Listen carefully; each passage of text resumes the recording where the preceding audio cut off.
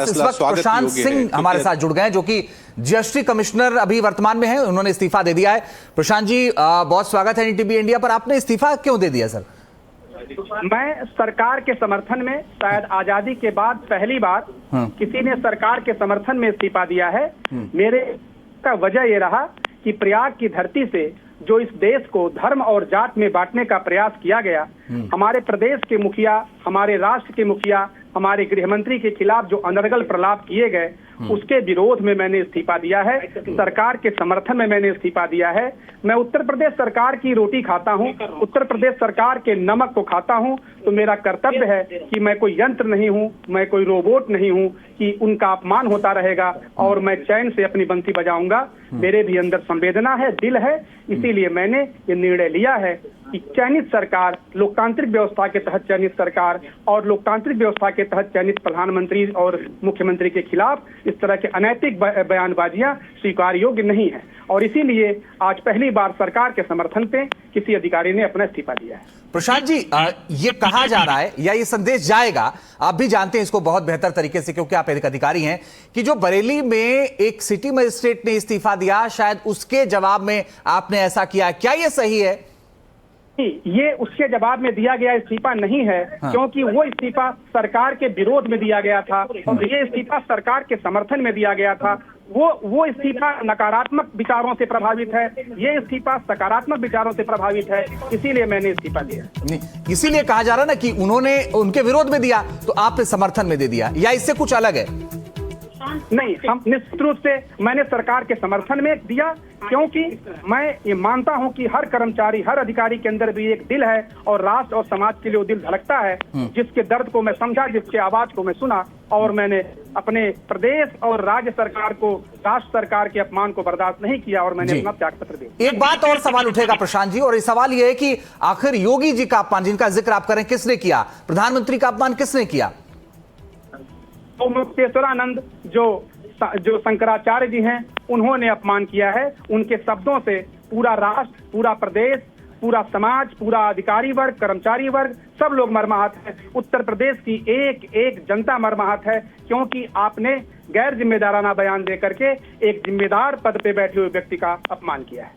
नहीं तो उनकी कौन सी बात आपको बुरी लग गई कि आप इतने आहत हो गए कि आपने इस्तीफा देने का मन बना लिया?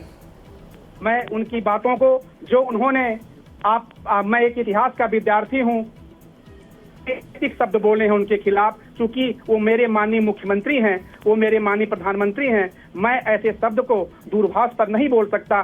सोचिए कि जब मैं दूरभाष पर ऐसा शब्द नहीं बोल सकता, तो ऐसे शब्दों को सुनना निश्चित रूप से किसी भी अधिकारी कर्मचारी के लिए पाप है। लेकिन प्रशांत जी, आपको नहीं लगता कि ये जो गाइडलाइन होती है एक तरीके से अधिकारियों की, उसमें किसी के समर्थन में इस्तीफा देना या किसी के विरोध में इस्तीफा देना ये जायज नहीं होता? या दे सकते हैं? मुझे थोड़ी कम जानकारी आप बढ़ा दीजिएगा अगर कम हो तो। चलिए, प्रशांत जी ने फोन काट दिया है, लेकिन वो ये कह रहे हैं कि जो बात योगी आदित्यनाथ के लिए कही गई, और सीधा नाम ले रहे हैं, वो कह रहे हैं अभिमुक्तेश्वरानंद, शंकराचार्य अभिमुक्तेश्वरानंद ने जो बात कही, उससे वो कह रहे हैं कि वो बर्दाश्त नहीं हुई और इसीलिए उन्होंने इस्तीफा दिया। कल आपको बताएं कि बरेली से एक अधिकारी ने इस्तीफा दे दिया था। रणबीर हमारे साथ बने हुए हैं। रणबीर, ये तो साफ साफ ऐसा लग रहा है कि उसी के जवाब में है कि भाई मैं आ रहा हूं रणबीर आपके पास, जरा सुनते हैं प्रशांत क्या कह रहे हैं। प्रकरण क्या है? मैं प्रशांत कुमार सिंह हूं, मैं डिप्टी कमिश्नर हूं अयोध्या में स्पेशल इन्वेस्टिगेशन ब्रांच में, और मैंने सरकार के समर्थन में, माननीय मुख्यमंत्री जी के समर्थन में, माननीय प्रधानमंत्री जी के समर्थन में, माननीय गृह मंत्री जी के समर्थन में, इस राष्ट्र के संविधान के समर्थन में, इस राष्ट्र के लोकतंत्र के समर्थन में अपना इस्तीफा दिया है, और कर्मचारी नियमावली आचरण के दायरे में रहते हुए समर्थन दिया है। ये समर्थन, जो आपने समर्थन दिया है सरकार को, किन किन बिंदुओं से आप आहत थे, क्या है पूरा प्रकरण? मैं विगत 2 दिनों से जो शंकराचार्य जी हैं और मुक्तेश्वरानंद जी, उनके अनर्गल बयान से, जो कि समाज को बांटने वाला बयान है, जो कि एक इतने बड़े प्रदेश के मुख्यमंत्री के व्यक्तिगत टिप्पणी करना, चूंकि ये सरकार हमारी अन्नदाता है, हम उसका नमक। प्रकरण क्या है? मैं प्रशांत कुमार सिंह हूं, मैं डिप्टी कमिश्नर हूं अयोध्या में स्पेशल इन्वेस्टिगेशन ब्रांच में, और मैंने सरकार के समर्थन में, माननीय मुख्यमंत्री जी के समर्थन में, माननीय प्रधानमंत्री जी के समर्थन में, माननीय गृह मंत्री जी के समर्थन में, इस राष्ट्र के संविधान के समर्थन में, इस राष्ट्र के लोकतंत्र के समर्थन में अपना इस्तीफा दिया है और कर्मचारी नियमावली आचरण के दायरे में रहते हुए समर्थन दिया है। ये समर्थन, जो आपने समर्थन दिया है सरकार को, किन किन बिंदुओं से आप आहत थे, क्या है पूरा प्रकरण? मैं विगत 2 दिनों से जो शंकराचार्य जी हैं और मुक्तानंद जी और मुक्तेश्वरानंद जी, उनके अनर्गल बयान से, जो कि समाज को बांटने वाला बयान है, जो कि एक इतने बड़े प्रदेश के मुख्यमंत्री के व्यक्तिगत टिप्पणी करना, चूंकि ये सरकार हमारी अन्नदाता है, हम उसका नमक खाते हैं और मेरा कर्तव्य नहीं है कि मैं एक रोबोट की तरह, एक यंत्र की तरह केवल सरकार से वेतन लूं और यदि मेरे राज्य पर, मेरे माननीय मुख्यमंत्री पर, माननीय प्रधानमंत्री पे यदि कोई अनर्गल टिप्पणी करे तो मैं चुप हो जाऊं। एक संवेदनशील व्यक्ति हूं तो मैं निश्चित रूप से उसका एक दायरे में रहते हुए, एक संवैधानिक दायरे में रहते हुए विरोध करूंगा। आपने अपना इस्तीफा किसको दिया है? मैंने अपना इस्तीफा महामहिम राज्यपाल जी को द्वारा उचित माध्यम दिया है और ये अब द्वारा जो हमारी जो सरकारी प्रक्रिया है उसके तहत वहां तक पहुंचेगा।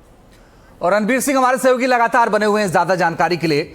रणबीर, एक बात तो बहुत साफ है और वो ये है कि एक कल एक इस्तीफा हुआ, फिर आज एक इस्तीफा हुआ, मगर किसी राज्य के लिए अच्छा नहीं है जिस तरह से अधिकारी इस्तीफा दे रहे हैं और समर्थन विरोध, ये सब क्या हो रहा है?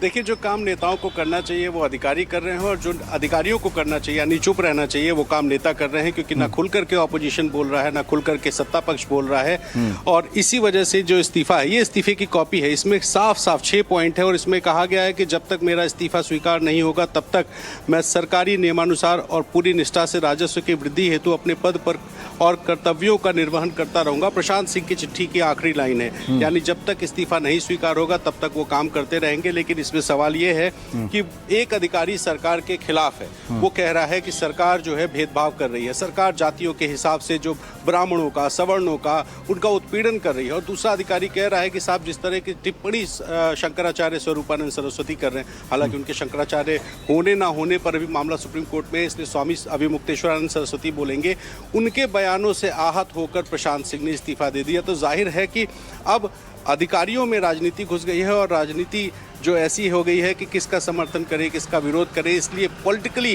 करेक्ट होने के लिए नेता चुप हैं।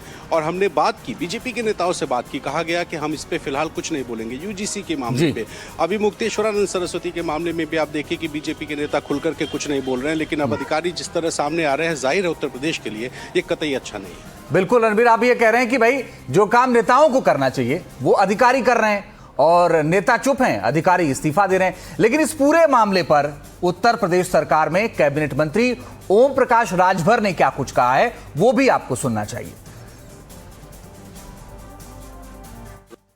यूजीसी की नई गाइडलाइन को लेकर देश भर में विरोध हो रहा है। मेरे साथ उत्तर प्रदेश सरकार के कैबिनेट मंत्री और सुहेल देव भारतीय समाज पार्टी के अध्यक्ष ओम प्रकाश राजभर साहब हैं। राजभर साहब, आप तो जाति की राजनीति करते हैं, आप कहते हैं ये देश जाति प्रधान देश है। अब ये जो नया विवाद चल रहा है, इस पे क्या कहेंगे? कि पहले कृषि प्रधान देश था, तो जाति प्रधान देश है। जब आफत आती है तो जाति याद आती है। कोई भी, किसी भी, चाहे पिछड़ा हो, चाहे सामान्य वर्ग हो, चाहे दलित हो, किसी के ऊपर जब कोई आफत आती है तो पट से जाति खड़ी हो जाती है कि इनके ऊपर अत्याचार हो रहा है। इस नाते हम, चूंकि और भी प्रमाण हैं, जैसे तहसीलों में जाति प्रमाण पत्र मोहर मार के तहसीलदार देते हैं, एक वो भी सबसे बड़ा सबूत है। दूसरा सबूत ये भी है कि जब कोई भी नौकरी के लिए अप्लाई करिए, कोई फॉर्म भरिए, तो कॉलम बन के आता है कि आपकी जाति क्या है, उपजाति क्या है। तो ये सबूत है जो हम कहते हैं कि अब जाति प्रधान देश है। यूजीसी वाला जो मामला है, इसमें सवर्ण बड़े नाराज हैं। वो कह रहे हैं कि ये रॉलेट एक्ट है जो अंग्रेज लाए थे, ये बिल्कुल वैसा है जैसे कि छात्रों में जो है डिवीजन कराने की कोशिश सरकार कर रही है। नहीं, ऐसा नहीं है। देखिए, सरकार की मंशा ये नहीं है। सरकार की मंशा संविधान के अनुरूप समता, स्वतंत्रता, बंधुत्व और न्याय पर आधारित काम हो रहा है। अगर किसी को सुप्रीम कोर्ट के फैसले पर अगर कोई आपत्ति है तो हम लोग देखते हैं कि अगर लोअर कोर्ट से किसी के खिलाफ कोई फैसला हो जाता है तो हाई कोर्ट जाता है, हाई कोर्ट से खिलाफ हो जाता है तो सुप्रीम कोर्ट जाता है, उसको सहूलियत मिलती है। ऐसा नहीं, अगर उसके साथ अन्याय हुआ तो अगर ये यूजीसी के माध्यम मामले में अगर कोई कमी है, संज्ञान में बात अगर है लोगों को, तो सुप्रीम कोर्ट जाना चाहिए। सरकार नहीं कुछ करेगी भाई, सुप्रीम कोर्ट का मामला है। सरकार, सुप्रीम कोर्ट ने टिप्पणी की थी, ये कहा था कि आपको इक्विटी लाने के लिए कुछ कदम उठाने चाहिए, लेकिन जिस तरह छात्रों का आरोप है कि जो गैजेट लागू हुआ 13 जनवरी को, उसमें ये कह रहे हैं कि कोई भी रिजर्व कैटेगरी का लड़का अगर शिकायत करता है और उस शिकायत पर वो शिकायत झूठी पाई जाती है तो भी अब सजा का प्रावधान नहीं होगा, जबकि 2012 की जो गाइडलाइन थी उसमें सजा का प्रावधान था। तो कह रहे हैं अब तो मनमानी चलेगी। और दूसरा, reserve category SC ST OBC जो है उनको समिति में रखना मैंडेटरी होगा। तो वो कह रहे हैं एक तरफ जो है कार्रवाई नहीं होगी और दूसरी तरफ SC ST OBC का मेंबर रहेगा तो वो जनरल क्लास के खिलाफ जाकर के फैसला देगा, ये उनका आरोप। देखिए, देश संविधान से चल रहा है। संविधान से हम मानते हैं कि कभी कभी कुछ अधिकारियों की लापरवाही से, गलती से कुछ गलत फैसले हो जाते हैं, लेकिन उसके लिया और मैंने इस्तीफा दे दिया। किसको दिया? मैंने इस्तीफा महामहिम राज्यपाल जी को द्वारा उचित माध्यम से दे दिया। क्या कहना चाहते हैं जिस तरीके से ये विवाद छिड़ा हुआ है जी, तो इसको लेकर के क्या कहना? मैं ये कहना चाहता हूं देश के नौजवानों से, जो सोशल मीडिया पे हमारे लोग रील देखने वाले जो नौजवान हैं, कि आप पहले किसी तथ्य को समझिए। आप देखिए कि आपको जो चीज दिखाई जा रही है वो वास्तव में है क्या। जैसे कि जो हमारे माननीय मुख्यमंत्री के खिलाफ जो बयान दिया गया, क्या उनको ये बयान देने का अधिकार है? यदि इनको बयान देने का अधिकार नहीं है तो वो इस तरह का बयान न दें, क्योंकि ये अपमान हमारे प्रदेश का अपमान है, हमारे मुख्यमंत्री का अपमान है, हमारे पूरी जनसंख्या का अपमान है, हमारे राष्ट्र का अपमान है। ऐसे अपमान को कतई बर्दाश्त नहीं किया जाना चाहिए। और इसीलिए मैंने एक सीमित दायरे में एक राष्ट्रभक्त की तरह, एक समाजसेवी की तरह अपने इस पद से इस्तीफा दिया।